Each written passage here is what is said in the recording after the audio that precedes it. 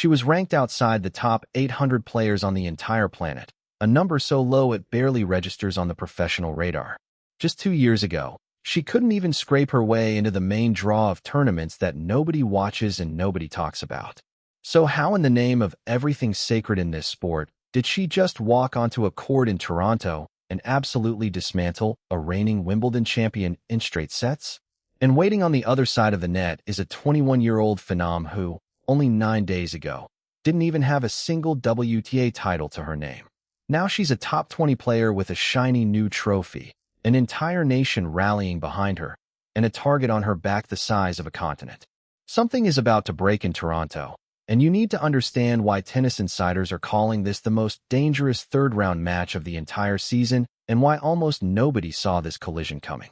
One of these incredible stories ends today, but to truly grasp what's about to happen, we have to rewind because you need to understand what almost didn't happen at all.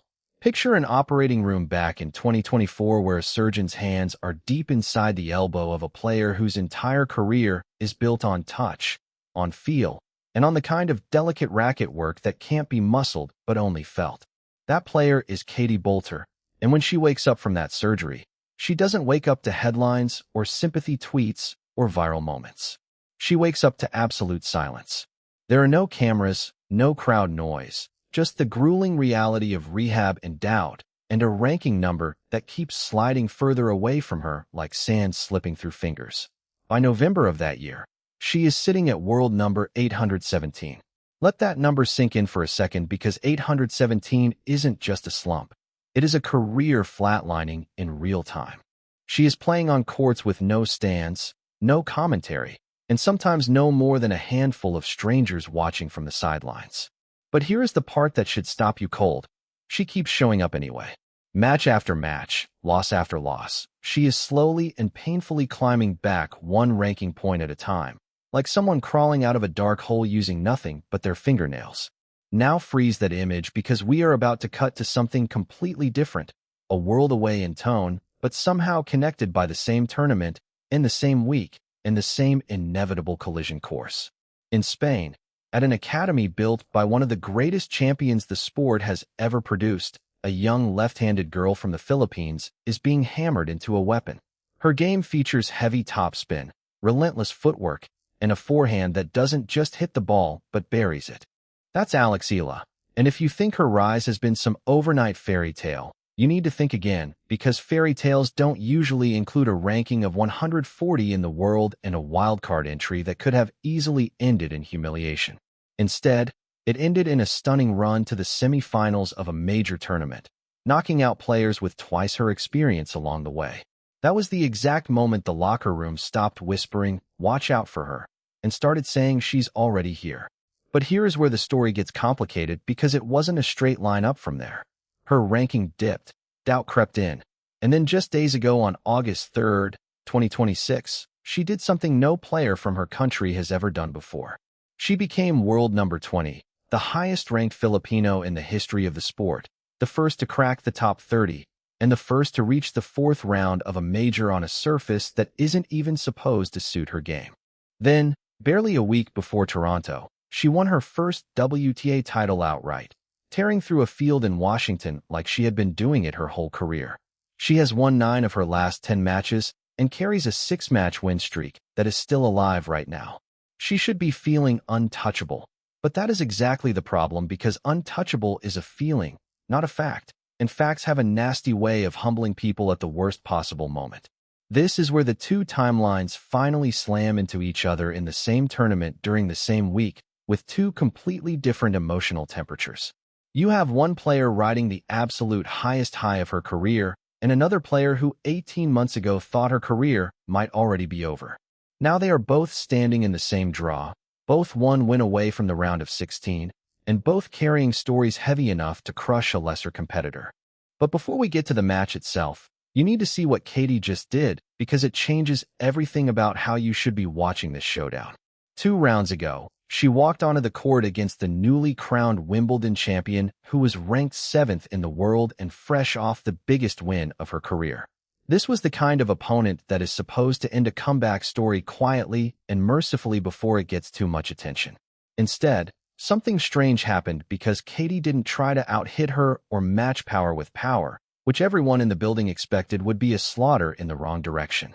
She did something far more unsettling by slowing the game down and slicing the ball lower and lower until the Wimbledon champion was bending her knees just to keep the ball in play. Every short ball got punished at the net with a volley, so clean it looked rehearsed. It wasn't power, it was psychological warfare disguised as tennis. She won in straight sets, and the champion walked off the court looking like she had just been out-argued rather than outplayed. Somewhere watching the draw update, Alex had to have felt something shift in her stomach because the woman she is about to face just proved she can dismantle anyone on any given day using nothing but patience and precision.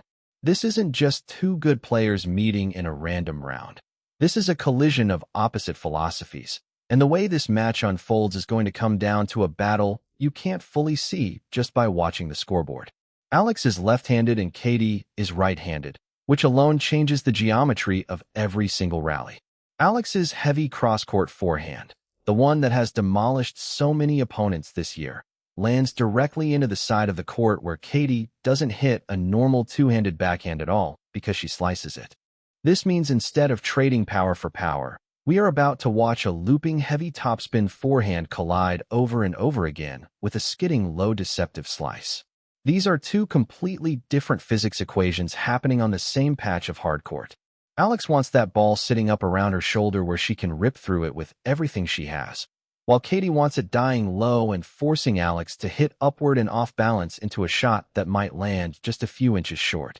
A few inches is all it takes for a predator like Katie to pounce. If Alex gets impatient, and remember that impatience is exactly what happens to a player who is used to blowing people off the court, she will start overhitting and errors will start bleeding out of her racket. But if Katie's slice floats even slightly too high even once, Alex will step inside the baseline and end the point before Katie can react. This is the tightrope both of them are walking where one mistake in either direction flips the entire complexion of the match. There is also a second battlefield happening on the return of serve that is even sneakier. Neither player is serving huge, so this isn't about aces but about placement, timing, and nerve. Alex likes to take a small step back to give herself half a second more and load up a heavy deep return to seize control of the point from the very first shot. Katie does the exact opposite by crowding the baseline and slicing her return short and low before sprinting forward before the ball even lands. Imagine the scene on a second serve where Katie is already moving forward before Alex's toss has even come down. The slice skids in low, and Katie is at the net in a blink with her racket up and waiting. Alex has a fraction of a second, not even a full second, to decide whether she goes for a razor-thin passing shot down the line or tries to dip the ball at Katie's feet before she can put it away. That single decision repeated dozens of times over 3 sets could be the difference between a routine win and a heartbreaking exit. We also have to talk about the ground beneath their feet because even the court itself has an opinion on how this should go. Toronto's hard courts run medium fast, and on paper that favors Alex because her flat heavy strokes are built to punish surfaces like this. She has amassed over 160 career wins on hard courts, a number that dwarfs Katie's more modest tally. But medium-fast courts have a dark secret too because they also reward a nasty slice and a sharp volley, which happens to be exactly what Katie brings to the table. There is one more variable nobody is talking about enough, which is the Toronto humidity in August.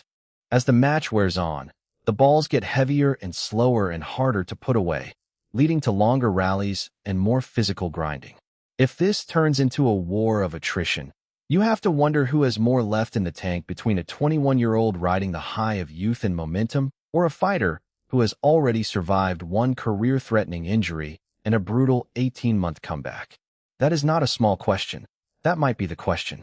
Mentally, this match is close to a coin flip, and that should terrify Alex more than it excites her, because she is the favorite and the top 20 player who is supposed to win this. Pressure like that has a way of tightening a player's shoulders at exactly the wrong moment. Katie has none of that weight on her, because she already beat the impossible opponent 2 rounds ago, and is playing with house money now with nothing to protect and everything to gain. A fearless opponent with nothing to lose is one of the most dangerous things in this entire sport. For Alex to walk away with the win, It is about resisting the temptation to force the issue. When Katie feeds her those short, awkward, low slices, the instinct is going to be to go for the kill immediately, and that instinct will get punished. She has to be patient and hit with margin and push Katie deep and wait for the exact right moment to detonate her forehand instead of forcing it early. Her first serve percentage has to climb because every single second serve is an invitation for Katie to chip and charge her way into control of the point. She also has to be surgical about attacking Katie's forehand side, which is the one shot in Katie's arsenal that isn't world-class, pinning her there again and again until the American is forced to hit on the run and off balance. For Katie, the blueprint is pure chaos and pure disruption because she cannot let this become a standard baseline slugfest. In a straight power contest, she loses that fight almost every time. She has to keep changing the picture with slice and drop shot and net rush and repeat, never letting Alex settle into the kind of rhythm that made her nearly unbeatable over the last 6 matches. Her serve doesn't need to be powerful, but needs to be precise enough to keep the ball away from that lethal forehand return. If she can serve and volley even a handful of times successfully, she puts Alex in a position she has rarely been in this year, which is reacting instead of dictating. The stakes here reach far beyond this single afternoon in Toronto because the US Open is just weeks away, and every point either of them earns here ripples forward into how that tournament unfolds. A deep run for Alex doesn't just pad a ranking, but protects her from a brutal early-round draw against the very best players in the world when New York begins. It cements the idea that Washington wasn't lightning in a bottle and that she is not a rising star anymore, but has already arrived. For Katie, this isn't really about ranking points at all, but about proving to the tour and to the doubters, and maybe most of all to herself, that 817 was a valley and not an ending. She needs to show that the surgery and the empty back courts and the 18 months of anonymous grinding were all building toward exactly this moment, not erasing her career, but resurrecting it. This might be one of the hardest matches on the entire schedule to call, because these two have never faced each other before. There is no history to lean on and no head-to-head record to study. Nothing but pure stylistic collision and gut instinct. Katie's momentum is undeniable because you don't just casually beat a Wimbledon champion and walk away unaffected by that confidence. Her chaotic, unorthodox game is precisely the kind of puzzle that can unravel a rhythm-based player who has never seen anything like it. But it is genuinely difficult to bet against a player who has won 9 of her last 10 matches and captured a maiden title days ago and just cracked the top 20 in the world. That level of belief doesn't evaporate overnight. My read on this, and take it as exactly that, is that Katie draws first blood and frustrates Alex early and breaks her rhythm, and maybe even steals the opening set, while the crowd sits in stunned silence wondering if we are about to witness another Wimbledon champion-style upset. But I believe that somewhere in the second set, Alex starts to solve the puzzle as the heavy topspin starts finding its window, and the footwork starts closing the gaps Katie's slice was exploiting. By the third set, I think championship composure, the kind you only earn by winning a title under pressure just days earlier, carries Alex through in a brutal 3-set war that neither player will forget. But predictions in a match like this are almost beside the point because what matters is that somewhere on a court in Toronto today, 2 completely different stories are about to collide, and only one of them gets to keep writing.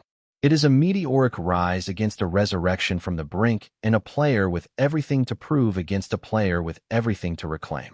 Whoever walks off that court victorious isn't just advancing to the next round, but is proving that their entire story, the highs and the collapses, and the 8-17 and the world number 20, was all leading exactly here.